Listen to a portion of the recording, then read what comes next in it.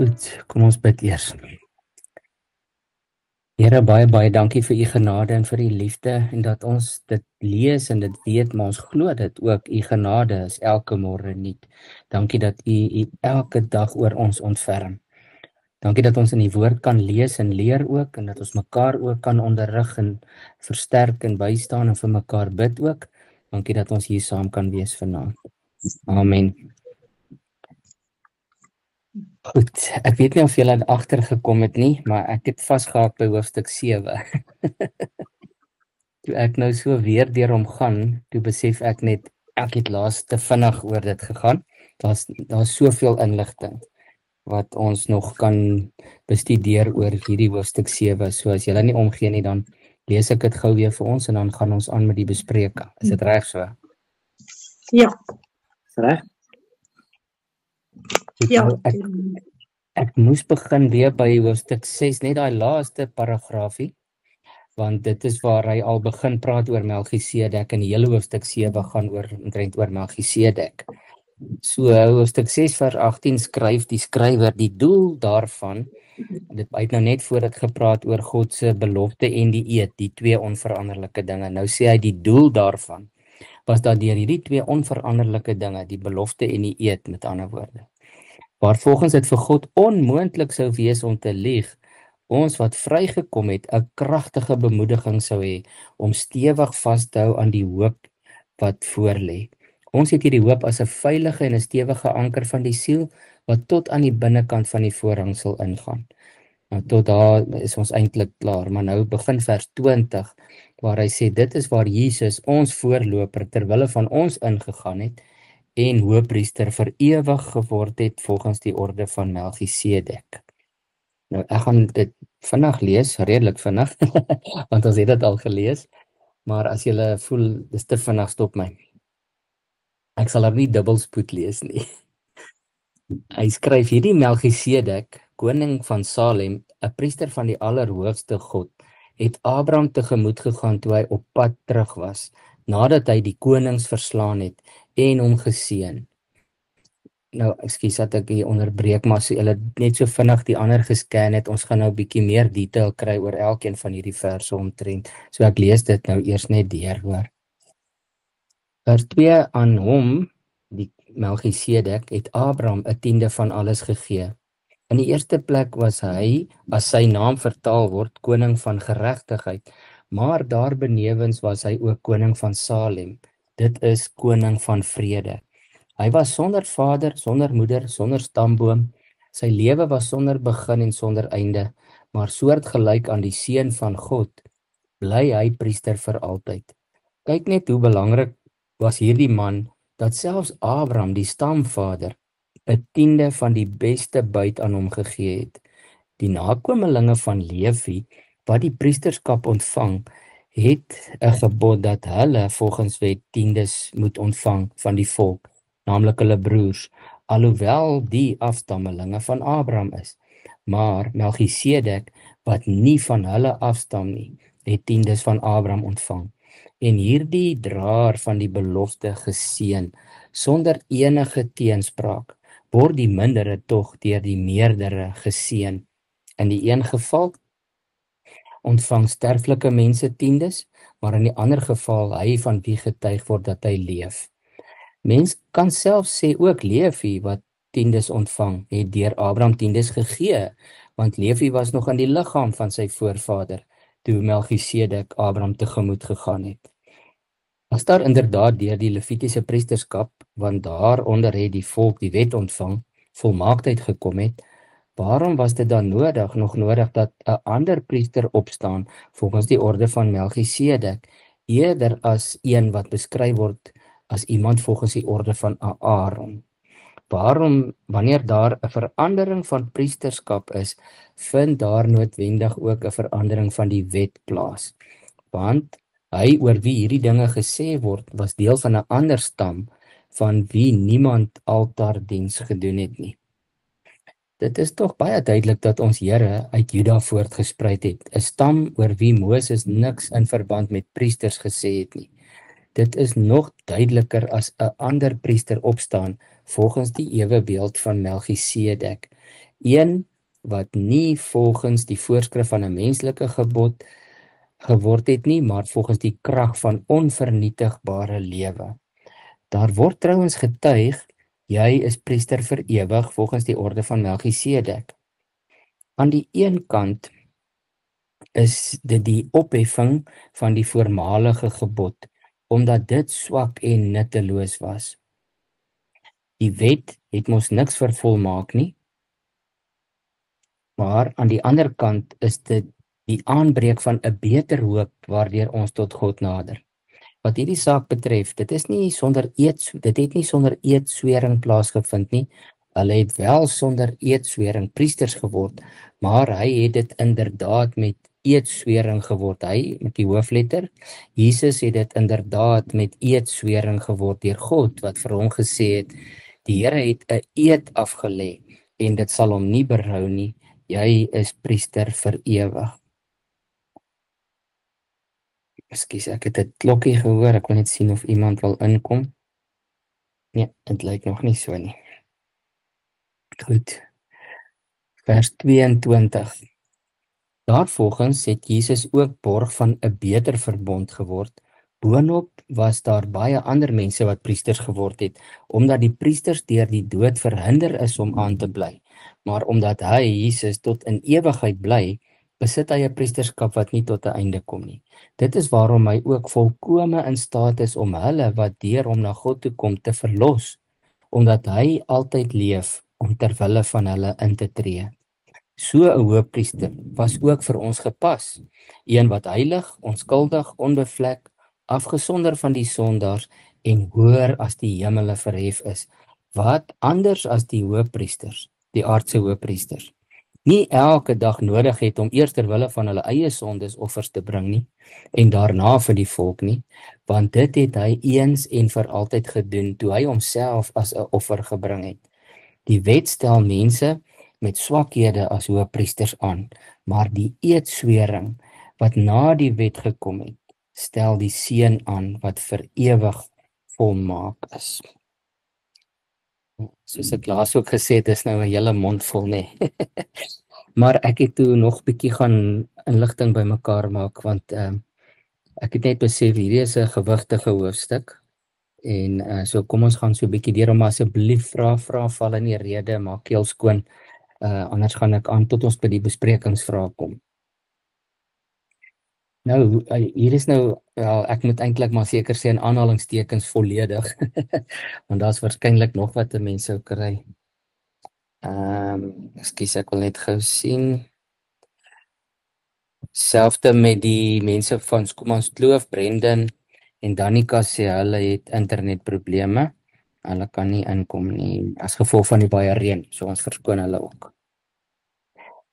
Hoewel Melchisedek net in 3 boeke van die Bybel voorkom, Genesis, Psalms en Hebreërs, en in Psalm net in 1 ou klein stukkie, is hy vir ons teologies van groot waarde. Hy word as 'n raaiselagtige priesterlike figuur beskryf, wat eers in Christus volkome betekenis kry. Melchisedek se verskyning aan Abraham kry ons in Genesis 14 van vers 17 af. Nou hier's net so 'n paar interessante feite. Sy naam, hy verskyn na Abraham se oorwinning, Kedorlaomer en sy bondgenote. Julle kan wat daarvan gaan lees, want ons het net nou ook gelees nadat hy die konings meervoud verslaan het.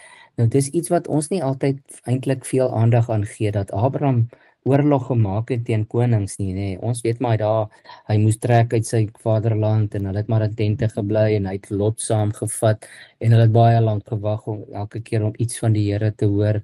En Lot het ongeduldig geraak en gesê, nou moet hulle eie grondgebied kry.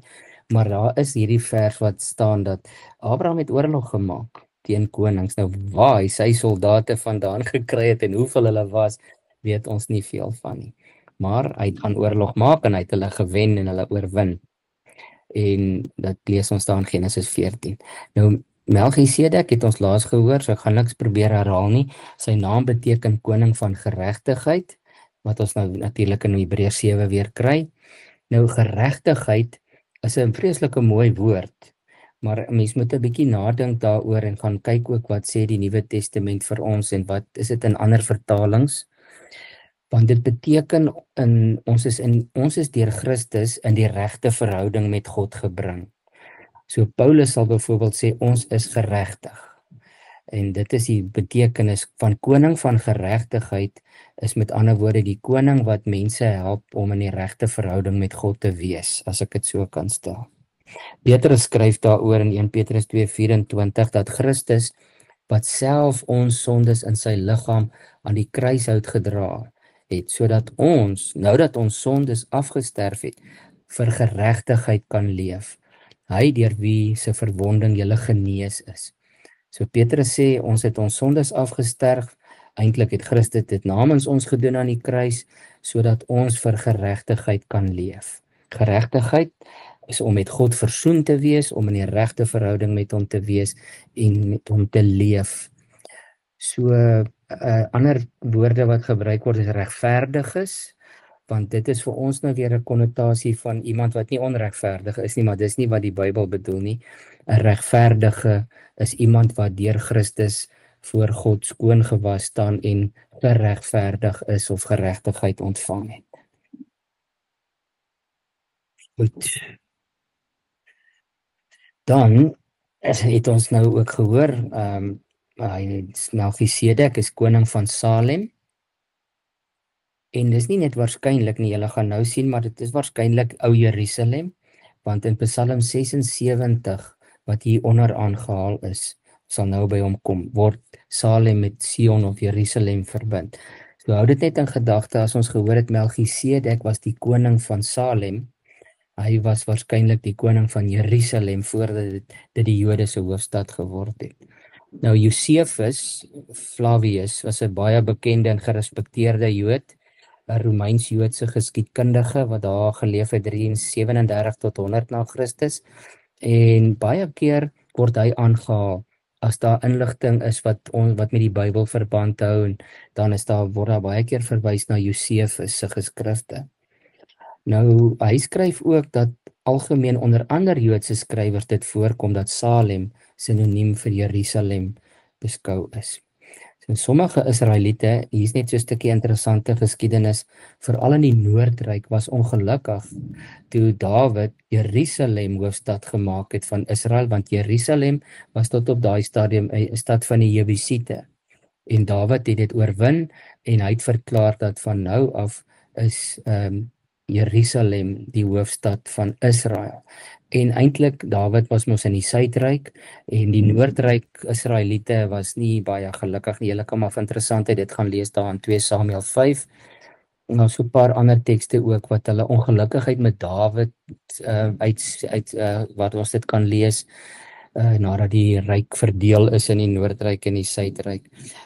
En net so terloops uiteindelik is die Suidryk maar die belangriker een, as ek dit so durf waag noem, want dit is die stamme van Benjamin en Juda.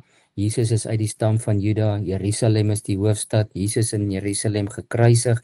So die Noordryk het so bietjie op die agtergrond gekom en die Suidryk. En dit is ook wanneer eintlik tegnies gesproke as ons van Jode praat, dan praat ons van hulle van die Suidryk. Maar dit het nou maar spreektaal geword om nou selfs van die moderne Israel se inwoners te praat as Jode. Hulle is eintlik Israeliete of Israelies. Nou, ek het nou nog gepraat van Psalm 76. Dis waar daar verwys word na Salem. Vers 2 sê, God het hom in Juda bekend gemaak. Die Juda, die suidelike deel van Israel, nie? Sy naam is groot in Israel, maar sy tuiste is in Salem. Daar's letterlik word dit vertaal met sy hut of sy tent is in Salem, sy woning op Sion. Dis hoekom daar staan dat Josephus ook sê Sion en Salem en Jerusalem is dieselfde plek. In Jesaja 9 vers 6 het ek net ook aangehaal waar Jesus genoem word die vredevors, die koning wat vrede bring, sê die Lewende Bybel. 2020 vertaling sê net hy bring vrede sonder einde. Maar dit is bietjie moeilik om daai woorde te vertaal. Koning is goed, koning is 'n goeie vertaling, Is interessant, ek weet nie hoekom nie, ek het nie gaan ingaan daarop nie, maar die Engelse Bybels praat almal van Prince of Peace. En eintlik moet dit wees King of Peace, koning van vrede, nie Prince of Peace nie, maar is maar 'n ou klein tegniese puntjie. Moontlik kan daai woord ook met prins vertaal word, maar in Afrikaans is dit nêrens prins van vrede nie. Goed, dan Genesis 14 vers 18 weer oor Melchisedek word hy genoem priester van God die Allerhoogste. En dit is die misterie, net dat ons nou hoor Abraham was geroep. Hy moes wegtrek van sy skoonpa se plek af, Jethro, waar hulle gebly het op daai stadium. God sê vir Abraham, ek gaan nou 'n begin maak met jou en Sara en 'n hele nuwe nasie met 'n groot nageslag vestig. Nou waar kom Melchisedek vandaan dat hy 'n priester van God die Allerhoogste genoem word? So buite Abraham was daar iemand wat God gedien het en hulle het 'n priester gehad en sy naam was Melchisedek. Maar verder weet ons niks van wie daai klomp mense was nie. Nou wat ook interessant is, ek het nou sommer daar 'n koneksie gemaak want ek dink ek kan dalk pak kry daaroor by my proffies. Maar is dit nie interessant nie dat Melchisedek bring vir Abraham brood en wyn, sê die Bybel. In Genesis 14 vers 18. En die nuwe verbond het ook gekom met brood en wyn. Dit was sommer net vir my interessant. Ons gaan nou nie diep daarin gaan nie of sê dis 'n direkte lyn nie, maar dis net vir my nogal baie interessant gewees. Dan staan daar Melchisedek vir Abraham geseën in die naam van die Hebreëse naam is El Elyon, God die Allerhoogste, maar ook God die Skepper. Hy het Abraham geseën en gesê, geseënd is Abraham deur God, die Allerhoogste, die Skepper van die hemel en die aarde. So daar's geen twyfel nie dat Melchisedek het God gedien, die God wat ons ken as die allerheiligste, allerhoogste God. Dis nie 'n ander God nie, dis ons God. Abraham se God en ons God en God die Vader van Jesus Christus. Nou hier kom die interessante ding oor die tiendes wat ons so vinnig net na kyk. Want ek het gedink ons ignoreer dit dalk maklik, maar ons moet net so bietjie kyk daarna. En kom ons kyk gou-gou wat hierso staan. In Genesis 14 vers 20 staan daar, nadat Melchisedek vir Abraham geseën het hy hom 'n tiende van alles gegee. Dat staan ook, hy het hom 'n tiende van die buit gegee, maar daar staan pertinent ook dat hy hom 'n tiende van alles gegee het. Nou ek dink nie dis noodwendig alles nie, maar is dalk net 'n tiende van al die buit wat hy vir hom gegee het. En dit was nie 'n vreemde gebruik nie, as 'n koning of 'n koning teruggekom het van 'n oorlog af, dan het hulle gewoonlik baie skatte saam teruggebring en dit dan uitgedeel aan die mense ook. So dit wat die konings wat oorwin het, was nie synig nie. Hulle het kom uitdeel van hierdie buit. Maar ons weet dat in die Nuwe Testament het dinge tog 'n ander perspektief ook gekry.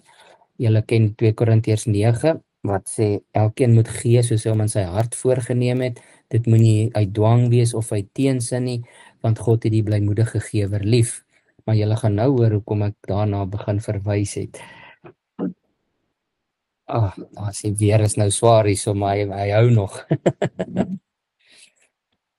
En dan Romeine 4 vers 16. Kom ek sê vir julle hoekom ek dit doen, dan vir julle nou sit en wonder nie. Die interessante vir my net is dat ons gooi nou so maklik alle tiendes weg, want ons sê ons is in die Nuwe Testament en ons is nie meer onder die wet nie. En dit is alles waar, ek staan daarby ook. Maar wat ons nie moet vergeet nie, is dat Abraham het nie 'n tiende gegee omdat daar 'n wet was nie. Hy het dit enkel en alleen uit dankbaarheid gegee, vrywillig. Hy's die eerste een waarvan ons weet nie waar hy die voorbeeld gekry het en of God vir hom in sy hart 'n opdrag gegee het nie, want dit staan nie daar nie. Al wat ons kan aflei is dat uit dankbaarheid, nadat hy geseën is deur Melchisedek, het Abraham daardie tiende gegee. Maar nou, Romeine 4 sê, ons is die nageslag van Abraham. So dit moet nou net by ons ergens 'n klokkie lui. Daar staan, daarom het die belofte op geloof berus, sodat dit volgens genade kon vasstaan vir Abraham se hele nageslag, nie net vir hulle wat op grond van die wet leef nie, maar ook vir hulle wat op grond van Abraham se geloof leef. Hy is ons almal se Vader. Nou dit is 'n baie bekende gereformeerde teologie, dat ons is deel van die genadeverbond. God het met baie verbonde in die Ou Testament gesluit, omtrent 6. Adam en Eva se word as 'n verbond beskou. Moses het 'n verbond, Dawid het 'n verbond gehad, daar was nog verbonde, maar dis net die verbond met Abraham wat 'n genadeverbond genoem word. Want daar is die enigste vereiste wat die ontvanger, kan ek maar sê, moet teruggee, is om God te dien. Dis nie 'n bilaterale verbond van ek sal vir jou dit doen as jy vir my dat doen nie. God het vir Abraham gesê, ek sluit 'n verbond met jou, ek sal julle God wees en julle sal my kinders wees. So dit is nie 'n vreeslike teenprestasie nie, nê, net om kind te wees. Dis eintlik 'n voorreg, dis nie eers 'n teenprestasie nie. Dit is hoekom Paulus sê, ons moet mooi besef dat ons soos Abraham is, ook uit genade leef, lank voor daar 'n wet nog ter sprake was, 400 jaar voor dit. En Paulus noem pertinent almal wat glo in Jesus Christus, die nageslag van Abraham, omdat ons nie op die wet of werke staat maak nie, maar net alleen op geloof. So die interessant is net, ons geestelike Vader het vir ons 'n voorbeeld gestel, sê hy, soos hy word ons deur geloof vrygespreek. Romeine 4 vers 22. En soos Abraham gee ons vir ons kinders 'n verbondsteken. Ek het dit verlede keer ook genoem, dis een van die groot argumente hoekom ons sê ons doop kinders, want vir ons geloofsvader Abraham is 'n opdrag gegee, jy moet vir jou kind 'n teken gee. Nou, en dan die derde punt is, soos hy gee ons uit dankbaarheid vir die seën wat aan ons gegee is. Nou, die seën wat hy gekry het was brood en wyn. Ons seën, as ons dink aan brood en wyn, dan dink ons nou maar net aan nagmaal en verlossing en vryspraak. Maar ons gee ook, wat ons ook al gee, hoeveel ons ook al gee, is uit dankbaarheid, omdat ons reeds geseën is. Nou, Melchisedek tree dus op as priester en koning, is 'n unieke kombinasie, wat nie by enige van Israel se priesters voorkom nie. En net vir interessantheid, toe koning Saul sy lyfpriester gehou het, toe verloor hy sy koningskap, want hy was ongehoorsaam, hy kan nie al twee doen nie. Nou gaan ons so 'n bietjie oor na Dawid, sy profetiese aanhaling in Psalm 110, vers 4, is dan die enigste plek in die psalms. Hier word Melchisedek skielik weer genoem, en nou in 'n messiaanse konteks. En dit is hoekom die Hebreërskrywer hierdie psalm aanhaal, want dis daar in Psalm 110 vers 4 waar daar staan, die Here het 'n eed afgelê, jy is priester vir ewig volgens die orde van Melchisedek. Maar as jy net die psalm lees, dan weet jy nie van wie word hier gepraat nie. En dit is hoekom die Hebreërskrywer vir ons hierdie sleutel gee, te sê, maar dis vir ons wat Jesus ken, is dit logies, dis van hom van wie daar gepraat word. En uit die hele psalm, as mens terugkyk, dan is dit baie duidelik om dit in te sien. Nou uit Psalm 110 vers 4 kan ons maar net bevestig, daar is 'n orde van Melchisedek. Dit is 'n priesterlike lyn of 'n patroon wat nie 'n Levitikus is nie, dis nie van die Lewiete nie. Die Messias sal vir ewig 'n priester wees, dit staan in Psalm 110, jy is priester vir ewig. Nie tydelik soos die Lewiete nie. En is die enigste plek in die Ou Testament buite in Genesis 14 waar hy genoem word, Melchisedek, en die priesterlike ewigheid en uniekheid van die orde wys vir ons vooruit na Christus. Nou, en dan van noem hulle dit die groot teologiese ontvouing, Hebreërs 5, 6 en 7, maar veral hoofstuk 7.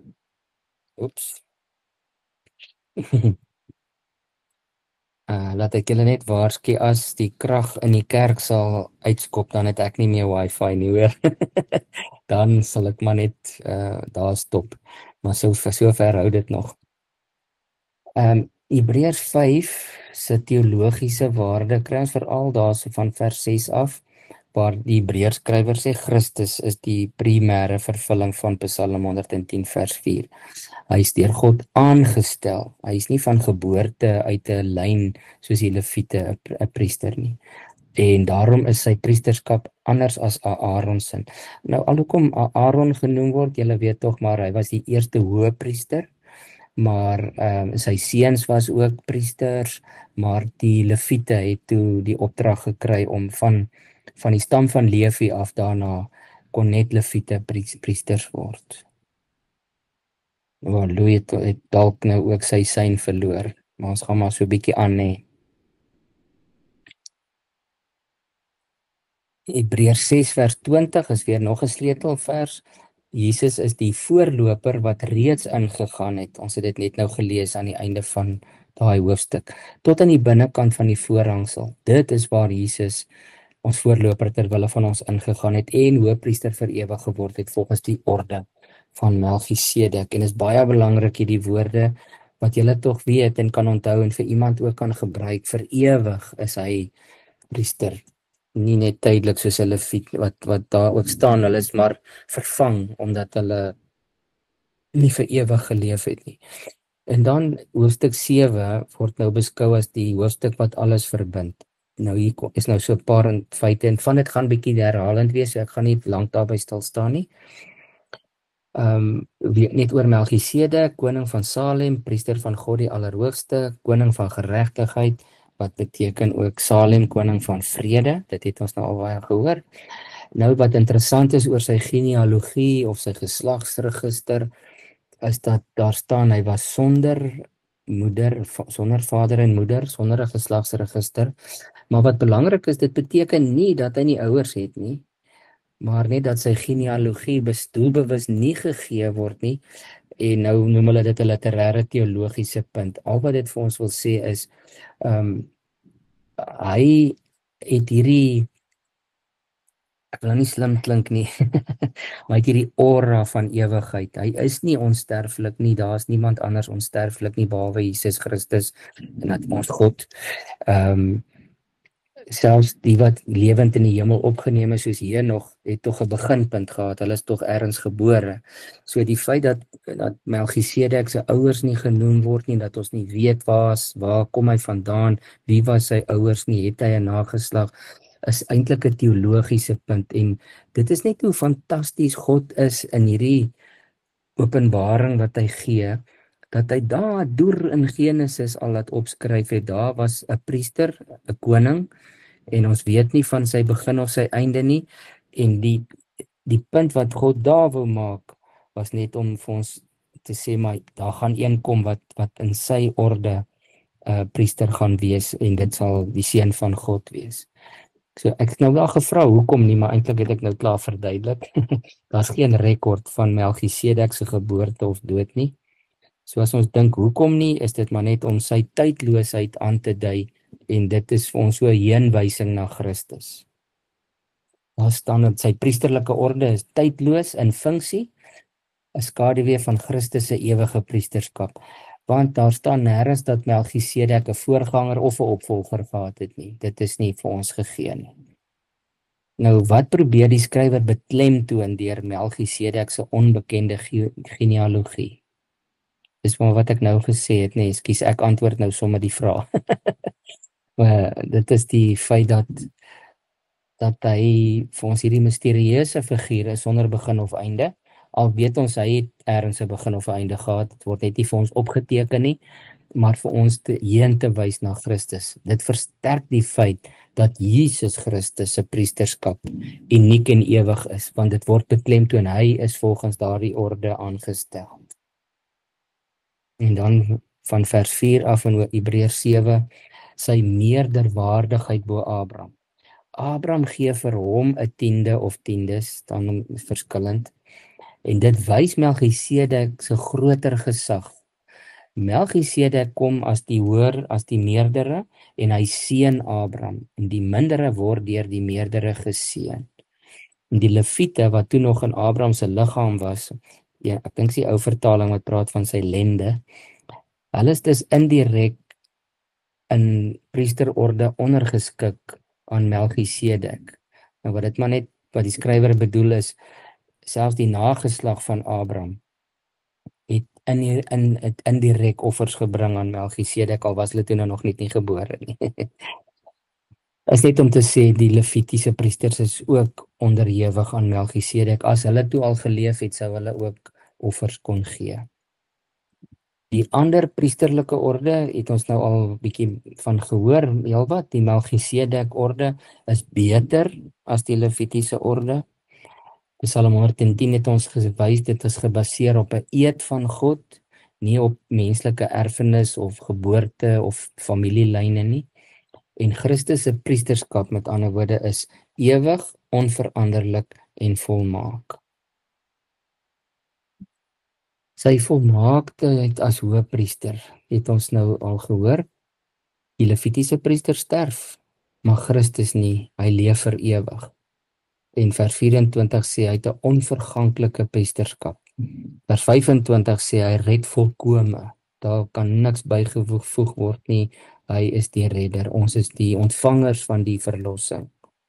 Hy het nie nodig om vir sy eie sondes te offer nie, vers 27. Hy is heilig, onskuldig, vlekkeloos, die ware volmaakte hoëpriester. Melchisedek wys op Christus, maar Christus oortref selfs vir Melchisedek in alles. Waar Melchisedek Abraham geseën het, seën Christus vir my en jou volkome en vir ewig. Dink 'n bietjie hieroor. Melchisedek het vir Abraham geseën. Abraham het dankbaarheid betoon. Christus seën vir ons met die ewige lewe en ons betoon ook dankbaarheid. Ag, nou hierdie is maar sommer so 'n bietjie opsommend, so ek gaan vinnig net daardeur. Koning van Salem, koning van Jerusalem, koning van geregtigheid, koning van vrede, priester van die Allerhoogste God, wat brood en wyn bring vir Abraham, wat Abraham seën, en Abraham uit dankbaarheid vir hom tiendes gee, 'n teken van erkenning van sy meerdere status. Geen genealogie word gegee nie, simbolies van 'n tydlose orde, en Psalm 110 vers 4 wat die Messias met hierdie orde direk verbind. Christus word die ewige hoëpriester volgens die Melchisedek se orde. Sy orde is hoër, beter en ewig, gebou op God se eed, nie op geboorte of afkoms of herkoms. Nommer 12, Christus soos Melchisedek kombineer koningskap en priesterskap uniek in die Bybel. Nou daar kan julle ook sommer na Openbaring 19 vers 16 gaan kyk, Christus wat koning en priester is. Melchisedek is 'n voorafskaduwing van Christus se beter, volmaakte ewige priesterskap. Hy is nie 'n engel of 'n verskyning van Christus nie, maar net 'n unieke hoëpriester, 'n historiese priester koning wat vooruitwys na iemand groter. Melchisedek was nie 'n engel nie, hy was maar net 'n ander priester wat ook 'n koning was. Nou kan ons bietjie by die vrae uitkom. Tannie Jessie, en nou met jy en Yvette saamgesels asseblief. As jy Melchisedek in een sin moes beskryf, watter indruk kry jy van hom?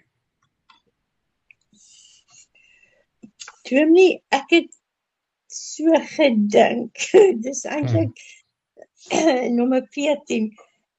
Laat ek nou net gou weer lees, as jy in sin wat 'n indruk kry jy van hom. Ja, dis soos Dominee hier geskryf het, hy is nie 'n engel nie, of 'n verskyning van Christus nie, maar 'n unieke historiese priester, wat vooruitwys na iets of iemand groter. En dis Jesus. Ja. Ek weet nie of ek reg nie, hoor. Ja, Tannie is heeltemal reg. Ek het dit so verstaan. Ja. Iets wat jy wil byvoeg, Yvette? Ja. Ek sit en dink, wonder net, ons weet nog nie, maar mens kan maar net wel, wat die Jode later as heidene sou beskou het, miskien was hy een van hulle. Mens kan maar net wonder. Ja, jy sê nou iets wat my ook nou weer 'n bietjie gaan laat dink, nee. Tegnies gesproke was Melchisedek 'n heiden, want hy was nie 'n Israeliet nie. Maar hy was nie 'n heiden in die sin wat ons heidene beskou nie. Hy was Dis tog reg, hy was maar tog hy was buite hy was een van God se priesters. Maar hy staan buitekant Israel. Ja, en dit sou vir my, nou is maar net 'n spekulasie natuurlik, maar dit sou vir my nogal 'n sin maak dat dit weer eens 'n vooruitwysing was na dat Christus dat God die heidene deur Christus in Israel se inlyf. Dis maar net 'n interessante ding om aan te dink. Dis baie interessant en ek dink nie jy's verkeerd om dit te sê nie. Ek het nog net nooit so daaraan gedink nie, dat God mense wat buite Israel is ook genade gee. Nou hy het vir baie eeue met Israel gewerk en sy droom vir hulle was dat hulle 'n lig vir die nasies sou wees, maar hulle kon dit nie regkry nie. En daarom het hy uiteindelik die hek net oopgemaak en gesê nou is die heidene almal ook welkom. Maar Melchisedek was buite Israel. Ja, dis interessant nê. Wat ek ook hier vinnig net vir julle wil noem, daar is ook so hier en daar aanduidings dat konings het ook meerdere rolle vervul, maar meestal in die sin van om soos 'n regter op te tree. As daar onenigheid was, nou die klein saakies is sommer deur van die ander leiers hanteer. Maar onthou byvoorbeeld vir Salomo toe die 2 vrouens na hom toe gekom het met die wie se kind is hierdie nou. So die konings het soms ook 'n ander rol vervul as net die van koning. En van Melchisedek hoor ons dan nou, hy was 'n koning en 'n priester. Nou, nommer 2 sê, hoe wys sy 2 titels, Melchisedek se van geregtigheid en vrede, na Christus se werk vir ons? Ons het nou al 'n bietjie daaroor gehoor, maar is daar iets wat julle wil byvoeg of wil vra oor geregtigheid? Hy was die koning van geregtigheid, Melchisedek. En Jesus... Ja, jy weet sê. Mense was nie perfek nie, maar dit dalk sy reputasie was om dalk ken het. Miskien nie persoonlik nie, maar ja, dis weer 'n spekulasie. Ja, ek kan oploop gaan met dit. Jy weet jou sy het nou so 'n bietjie weggeraak, sê net weer. Ja, jy weet sy is iffy. Ja, nee, ek vra Ek sê maar net dalk was 'n man se reputasie dat hy 'n regverdige koning was en geregtigheid laat geskied het en in vrede dalk geleef het met die stamme rondom hom. Dis al wat ek kan dink, maar dat God soos met baie ander dinge 'n mens gebruik om heen te wys na Christus. Ja. Maar as ons nou die kollig laat val op Jesus Christus, dan is dit nou vir ons mos as kinders van God, as Christene, amper logies om hom te sien as die een wat want dit is wat hy gedoen het, maar ons sien dit maklik in net dat Christus het vir ons geregtigheid bewerkstellig. En Hebreërskrywer skryf nou maar net breedvoerig daaroor dat hy dit as priester gedoen het, maar hy's ook koning, hy's ons koning, ons praat van hom as koning Jesus. En dat hy ook koning van vrede is, wat 'n profetiese titel is, daar uit Jesaja, nê. Nou, ons kon nou baie lank hieroor gepraat. Ja, sê? Ja, ek kan net iets sê, in ons Afrikaanse vertalings praat hulle baie keer van regverdiging of geregtigheid. Ja. Die Engels is my amper makliker om te sê justification, want dit ons vertalings kan vir my baie keer bietjie verwarrend raak daaroor. Ja, ek het nou gesê ook. Ja, die woorde kom nie altyd so sterk deur nie. En dis hoekom ek 'n voorstander is daarvan dat ons maar so 'n bietjie af en toe in die Engelse Bybel gaan loer op wat daar staan. Ja. Want justification sê. Ja, justification sê. Ons praat ook wanneer ons oor genade praat, justifying grace. Dis die genade wat vir ons geregtigheid bewerkstellig het. Ja. En dit kom nie altyd so sterk in die Afrikaans deur nie. Dis reg. En ons ook onderskei nie tussen mercy en grace in die nuwe vertaling nie. Ons het barmhartigheid en genade in die ou vertalings. Barmhartigheid is meer in lyn met mercy. Wat nogal jammer is, as 'n ou dink dit in die nuwe vertalings het dit verlore gegaan, want dit kom in, ek meen dit groepeer onder dieselfde ding, maar ja, dis nou maar die vertaling. Ek sal 'n bietjie gaan Ja, ek het nie gaan kyk nie, jy moet ook 'n bietjie gaan kyk as jy tyd kry, maar ek wonder, ek dink die 2020 vertaling het dalk weer barmhartigheid of ontferming teruggebring, waar dit mercy is, Ek dink hy het want genade ontferming, is eintlik grace. jy's reg. Ja. Maar dit is ook 'n mooi Nou, vertaling. ja, dit is goed, want ons moet 'n bietjie onderskei tussen barmhartigheid en genade. Ek het 'n mooi definisie daaroor. Die feit dat Christus ons vrede gebring het. Ek kan eendag 'n bietjie daaroor preek. Ons praat maklik as kinders van die Here van daardie vrede wat alle verstand te bowe gaan, maar die vraag is, het ons dit regtig? Ons het dit, ons kry dit as 'n geskenk. Dit is deel van die vrug van die Gees, liefde, vreugde, vrede. Christus Jesus het vir ons gesê, my vrede laat ek vir julle na, maar leef ons altyd so, het ons altyd daardie vrede wat alle verstand te bowe gaan? Nee, Johnny, ons leef dit nie altyd uit nie. Ook daai vrede,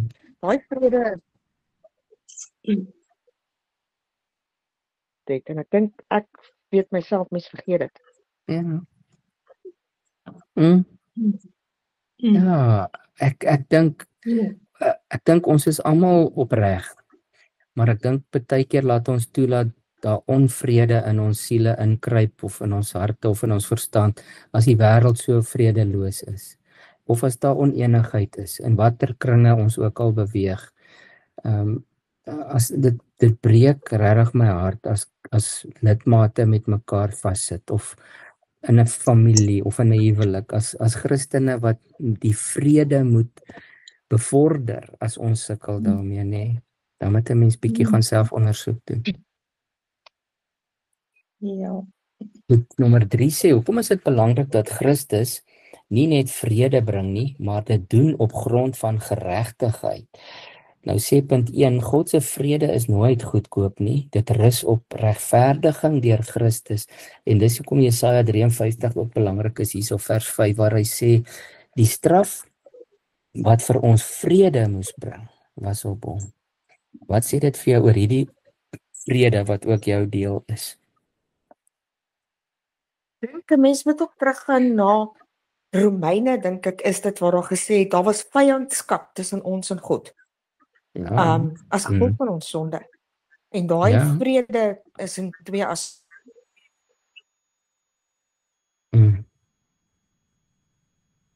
Wat my diep tref, daai verhouding wat ons dan met God, wat hy herstel, en dan weer daai Ja, begin Romeine 5 begin ons so, hy sê daar is dus nou vrede tussen ons en God deur ons Here Jesus Christus. Vrede, né? En daar's soveel dood in ons sonde. Ja, maar as ons nou dink dat Jesus Christus het nou die vrede bewerkstellig, so hoe kan dis dalk net menslik, nê? Maar ons is nie veronderstel om ooit te dink God is kwaad vir ons nie. Want Jesus het dan die vrede gebring. En wat vir my ook baie keer tot stilstand dwing is hoe duur prys het hy betaal vir daai vrede. Dan mag ons dit mos nie ignoreer nie. Ja. Dis hoekom ek dink die straf vir die ignoreer daarvan gaan ontsaglik wees, want dit is 'n geweldige gawe om te verwerk. Ja, die straf wat vir ons vrede moes bring was op hom. Goed. Nou nommer 4 gaan maar net daaroor dat Melchisedek kombineer twee rolle wat normaalweg geskei was. Ons het nou 'n bietjie daaroor gepraat. Wat sê dit oor Jesus wat ook priester en koning is? En wat daarmee saamgaan is nommer 2, hoe verander dit ons beeld van Christus se gesag as koning en sy genade as priester?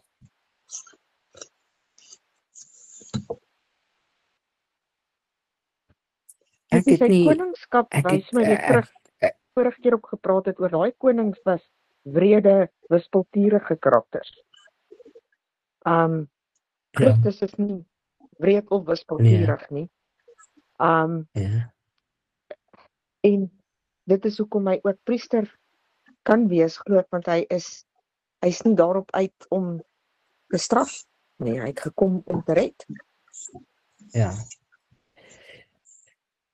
Ek dink ook as die Nuwe Testament oral waar daarna hom verwys word as koning, is dit 'n teken van sy koningskap, sy oorwinning, hy regeer. Paulus gaan selfs so ver om te sê ons regeer saam met hom, want 'n koning regeer. En 'n koning is soewerein, almal is ondergeskik aan die koning.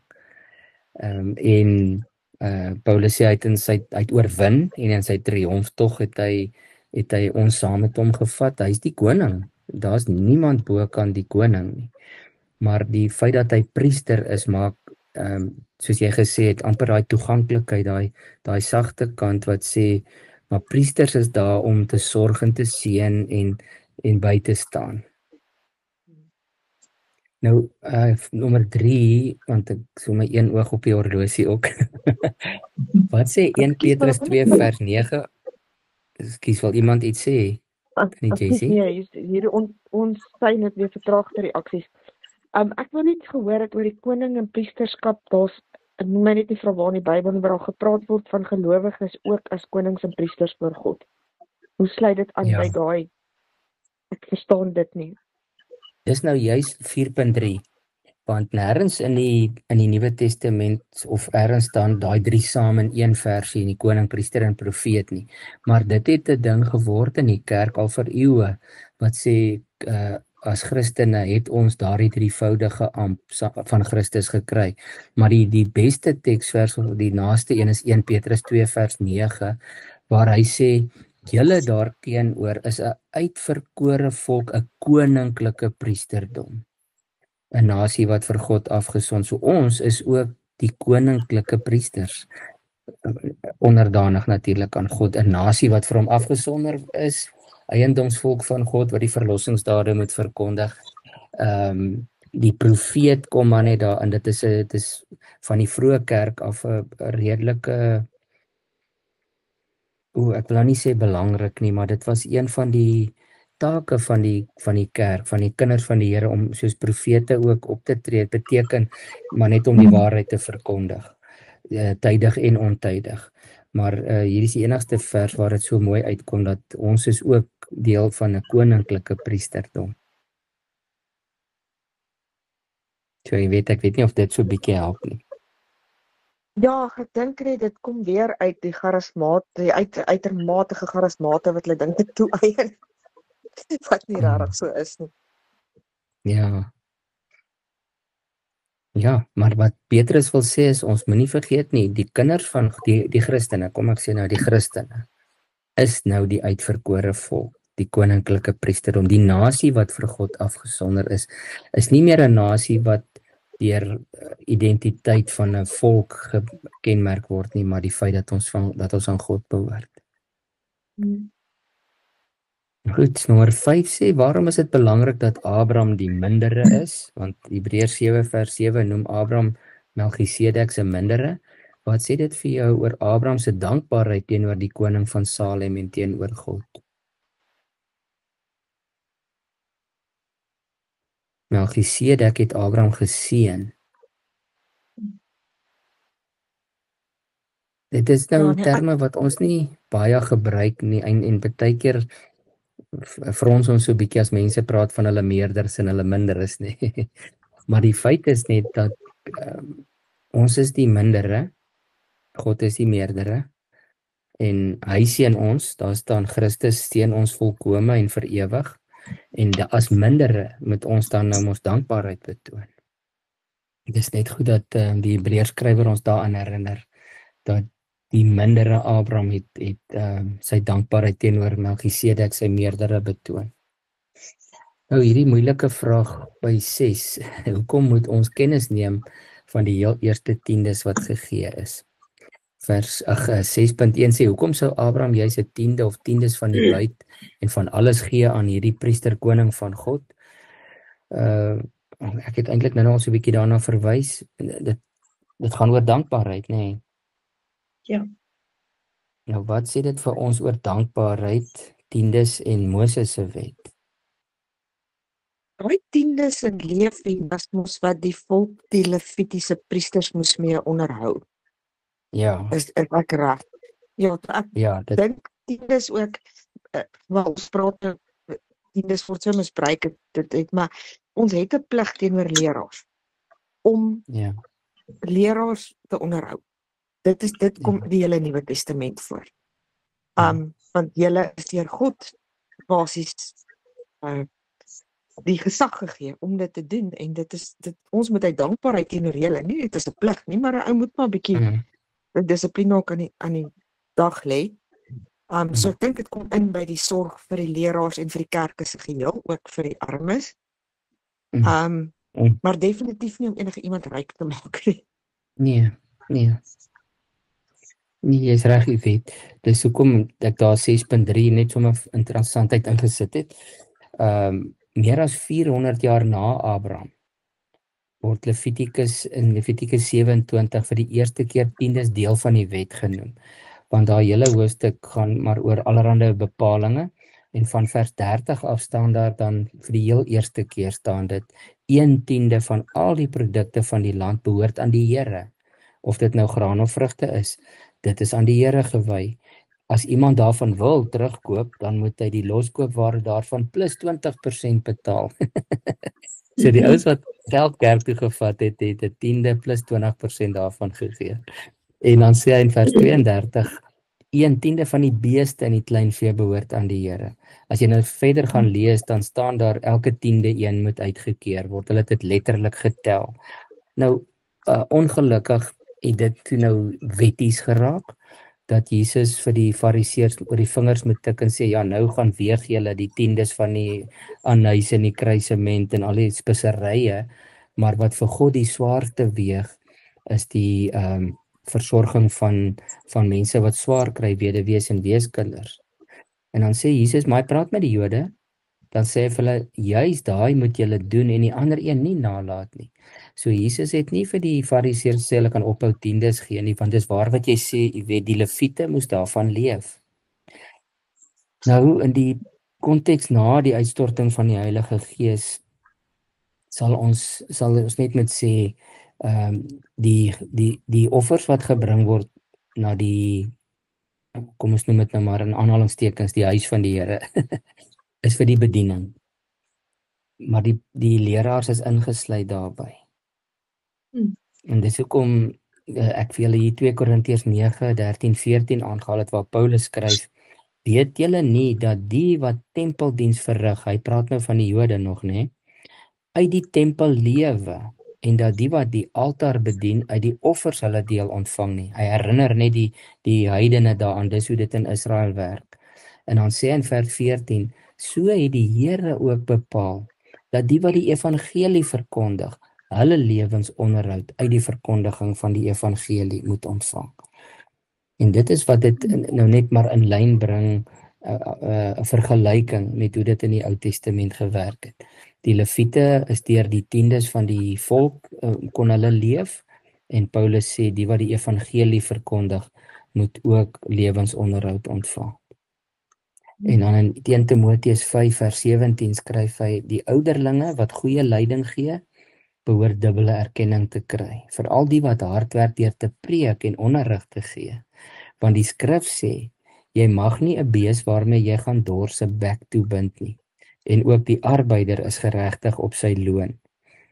Nou is interessant hier van die bees, die beeste moes kon eet, die in 'n ander vertaling sê die osse, moes kon eet van die graan wat geoes word, waar anders moes hulle kos gekry het.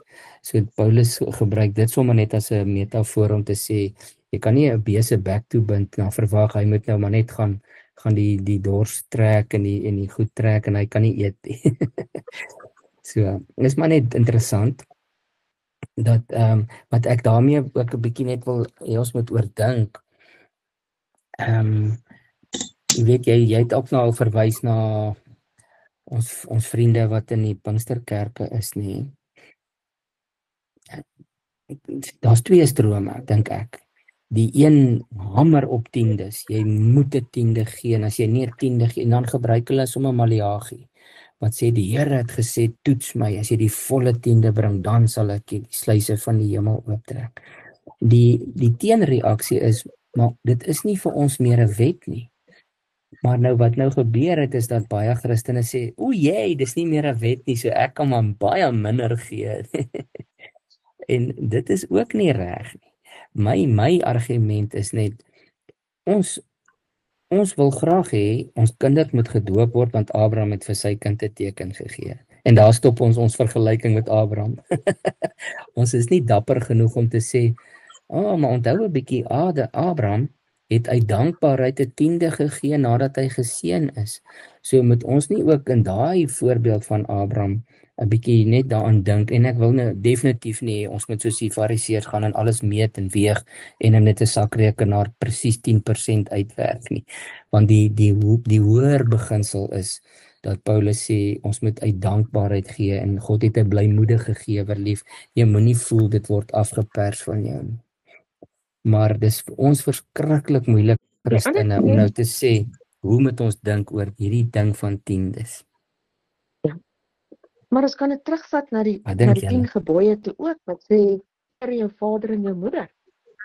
Dit gaan ook oor om vir hulle te sorg as hulle oud is. En dan sit jy met 'n gesin met 4 of 5 kinders, en 4 van hulle sê net, weet jy wat, ons het nie geld nie. Dis Christene. En die 5de, maar ek glo God voorsien, wanneer jy sy gebooie na, en jy, al moet jy jouself 'n bietjie minder luksede gebruik, dit is ook waarop dit afkom, voorsien in die behoefte. Dit is nie, ek gaan nie definitief nie uitwerk as jy 10%, 10% is nie noodwendig altyd wat hulle nodig, hulle het meer as 10% nodig. En ons het dit staan. Dit is nie, hulle is deel van die werewees en die wat nie vir hulle self kan sorg. Ja.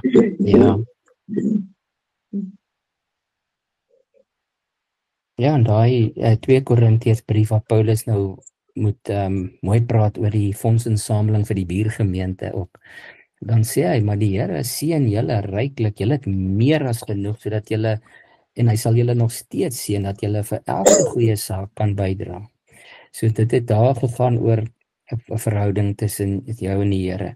Wat vir my net skok, wat vir my bitterseer is, en is dat dit vir baie keer vir my voel, en ek het gelukkig nie insaag in die detail van hierdie goeters nie, maar ek hoor mos nou maar hoe mense praat, en as mens kyk na hoe sukkel ons eie gemeente, dan het ek 'n vermoede wat aangaan soms, is dat mense baie keer kyk of hulle, ek wil amper sê, so min as moontlik kan gee, sonder om skuldig te voel.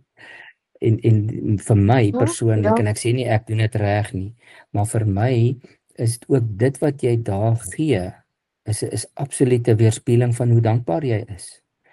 Dieselfde met ons tyd en ons energie en die oortollige klere wat ons in ons kaste het en die ekstra kos wat ons het. As ons dit alles net vir onsself wil opgaar, wat sê dit van ons dankbaarheid?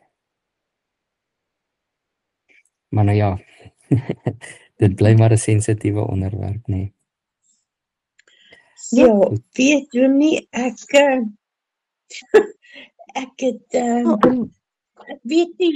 het net so groot geword. Jy gee jou tiende, maar jy werk hom nie.